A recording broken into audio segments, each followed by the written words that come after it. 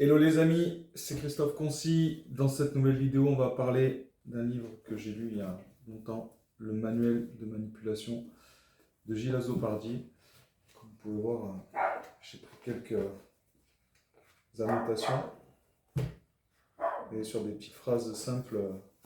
Donc, en fait, dans ce livre, Gilles Azopardi, il nous explique qu'avec le langage, on peut obtenir certaines choses, on peut approfondir sur les mécanismes de la manipulation dans la vie quotidienne. Alors, je ne dis pas que tout le monde peut faire ça, parce qu'il faudra apprendre les phrases par cœur, tout déceler, mais ça peut quand même nous aider un minimum dans notre quotidien. Euh, dans ce livre, il cherche à sensibiliser ses lecteurs à diverses formes afin qu'ils puissent s'en protéger. Et il aborde de nombreuses techniques utilisées par les manipulateurs et propose des solutions pour s'en défendre. Un premier exemple, la fausse flatterie. Combien de fois nous avons été complimentés d'une manière qui semblait insincère et on n'a jamais pu savoir pourquoi. En fait, Gilles Azopardi nous explique que les manipulateurs utilisent souvent des compliments pour gagner notre confiance, nous désarmer, nous amener à faire quelque chose. En connaissant cette technique, voilà, on peut être plus critique face à de tels compliments et éviter de tomber dans le piège. Et voilà, après, ça fait partie de l'éducation, mais moi je me souviens que quand j'étais jeune, quand quelqu'un complimentait, on pouvait penser, voilà, si on est un peu naïf, que ça va dans le bon sens. Parce que moi je crois fermement et fondamentalement à la bienveillance de l'homme. C'est vrai que j'ai du mal à voir quand quelqu'un complimente trop. Alors maintenant je le sais bien, mais quand j'avais 16 17 ans, c'est un jour un de mes voisins qui m'a dit: Christophe, quand quelqu'un te complimente trop, c'est que ça cache quelque chose. Et c'est vrai que ça se vérifie tout le temps en fait. Si on creuse bien à chaque fois, ça se vérifie. Il y a un autre exemple dont parle le livre, c'est la victimisation. Donc c'est une stratégie couramment utilisée où le manipulateur se présente comme une victime pour susciter la sympathie et obtenir ce qu'il veut.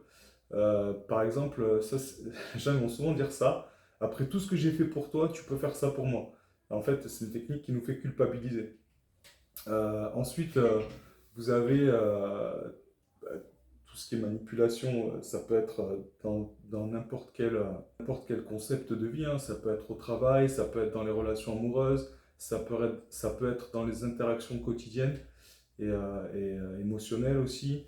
Euh, donc, pareil, il explique aussi la façon dont on se comporte, la façon dont le visage se comporte. C'est compliqué quand même de déceler ça. Et puis aujourd'hui, si on veut mentir, bah, un menteur qui veut vraiment mentir, vous ne le saurez pas. On ne pourra pas faire comme dans les séries américaines où le mec il tique de l'œil, il souffle.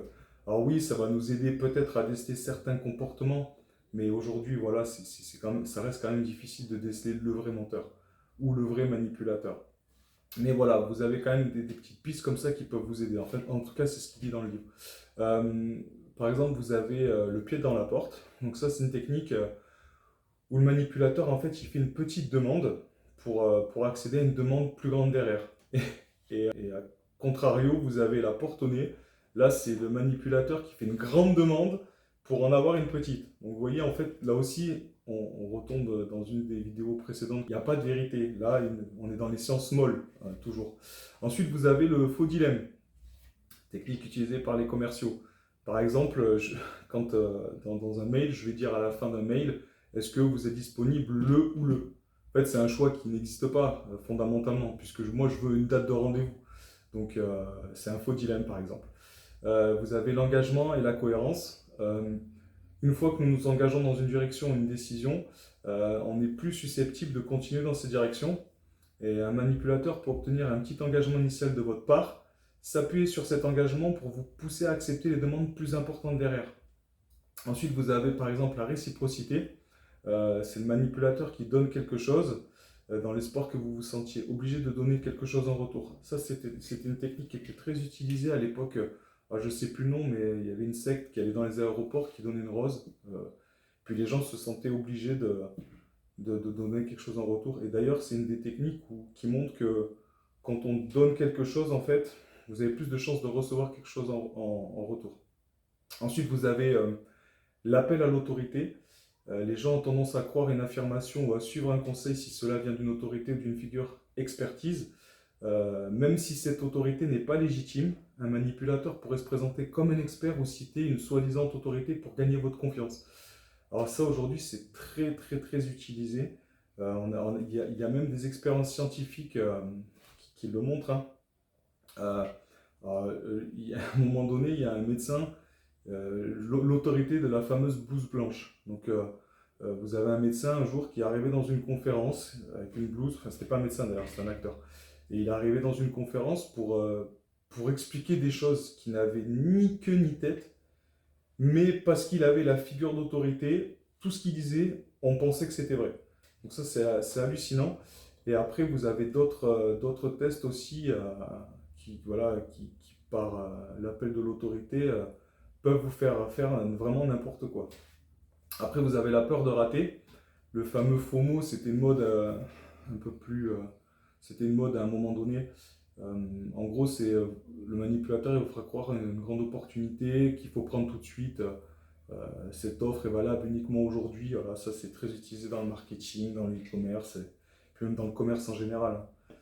Donc, la validation sociale, par exemple, ce sont les gens qui ont tendance à faire des choses si elles voient que d'autres personnes le font aussi.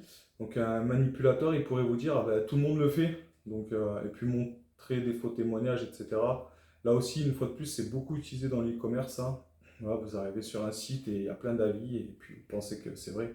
Voilà, pas forcément. La rareté aussi. Donc, pareil, utilisé dans l'industrie du commerce. Le manipulateur il présente quelque chose comme limité ou rare et il fait croire au sentiment d'urgence. Vous avez l'effet miroir aussi. Là, le manipulateur il limite votre comportement, vos mots, vos actions pour créer un sentiment de familiarité et de confiance. Ça, il y a des gens, ça marche bien lors des négociations en fait, et dans la vente aussi, hein. C'est reprendre, quand quelqu'un vous dit une phrase, de reprendre la fin de phrase en augmentant le ton, aussi à faire parler votre interlocuteur. En fait, on peut continuer comme ça très longtemps. L'effet miroir, c'est très utilisé dans la négociation. Par exemple, si quelqu'un vous dit ah, aujourd'hui j'ai passé une bonne journée, plutôt que de lui dire vous avez fait quoi, etc., vous allez lui dire vous avez passé une bonne journée. Et puis comme ça, on peut rebondir tout le temps, sans jamais s'arrêter. Vous avez l'engagement escaladant. Donc une fois que vous avez dit oui, une petite demande, ben, le manipulateur, il augmente progressivement ses demandes. Donc comptant sur votre désir de rester cohérent avec votre premier engagement. Ensuite, vous avez le chantage émotionnel. Donc ça, c'est le manipulateur qui utilise la culpabilité ou la honte ou joue sur vos émotions pour vous pousser à faire quelque chose. Par exemple, après tout ce que j'ai fait pour toi, c'est ainsi que tu me rembourses. Vous avez la fausse compassion. Donc le manipulateur, en fait, il feint de se soucier en vous écoutant parler de vos problèmes. Et après, il l'utilise plus tard contre vous. Donc ça aussi, il y a beaucoup de gens qui font ça malheureusement aujourd'hui. Ou heureusement, je ne sais pas, parfois c'est marrant de le faire. Euh, Vous avez le renforcement intermittent. Donc là, c'est le manipulateur qui vous récompense de manière imprévisible. Et en fait, cette incertitude vous garde accroché, car vous ne savez jamais quand est-ce que vous recevrez une autre récompense. Donc c'est une technique qui est souvent utilisée dans les relations toxiques. Vous avez la diversion. Au lieu de répondre directement à une question ou de s'adresser à un problème, le manipulateur, en fait, il va se détourner en soulevant un autre sujet, et souvent pour vous mettre sur la défensive. Donc voilà, vous avez plein de techniques comme ça dans le livre à découvrir. Il parle aussi du langage corporel. Donc, par exemple, à un moment donné, il va vous expliquer dans le livre que quand quelqu'un ment, bah, sa pupille se rétrécit au moment où il va mentir. Ou alors, si quelqu'un ne va pas tenir ses promesses, il va, il va expirer au moment où il va vous dire les choses. Si c'est quelque chose de sincère, il va inspirer, et si c'est quelque chose qui n'est pas sincère, il va expirer. Là, une fois de plus aussi, c'est à voir si ça marche vraiment ou pas. En tout cas, il faut vraiment devenir un expert et être proche, entendre et bien écouter et voir toutes les subtilités parce que alors, à moins d'être un psychologue aguerri pour faire ce genre de manipulation, il faut vraiment quand même s'entraîner, je pense. Voilà, c'était Christophe Concy. Je vous mets le lien dans la description si vous voulez commander le livre. C'est un lien d'affiliation, bien évidemment, Amazon. Et puis, je vous dis au prochain épisode.